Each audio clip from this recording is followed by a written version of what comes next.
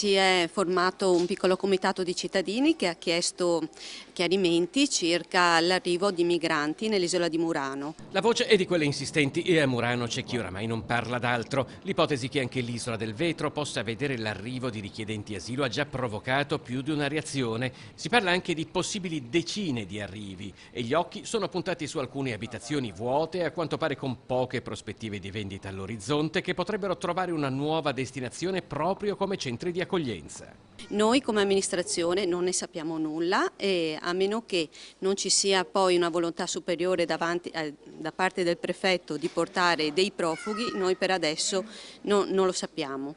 Sappiamo di certo che se dei privati mettono a disposizione dei posti letto, questi entrano in un elenco dove il prefetto può andare ad attingere. Sul fronte migrazione, intanto, la Questura di Venezia ha siglato con CGIL e Cisle-Will un protocollo di collaborazione per rendere più agevoli i rilasci o rinnovi dei permessi di soggiorno ai cittadini stranieri. Ma soprattutto si registra la presa di posizione dell'assessore regionale ai servizi sociali Manuela Lanzarin, che, rispondendo a chi parla di un Veneto poco accogliente, inospitale verso chi è in fuga da fame, guerra e carestie, ha rivendicato i 5 milioni e mezzo di euro di fondi stanziati per integrare stranieri e rifugiati. Un modello che ha portato la regione a contare 500.000 di nuovi veneti, ha detto Lanzarin, un modello ben diverso da una gestione dell'emergenza profughi definita caotica e fallimentare, nella quale l'improvvisazione delle politiche nazionali si somma all'impotenza che regna nelle istituzioni europee.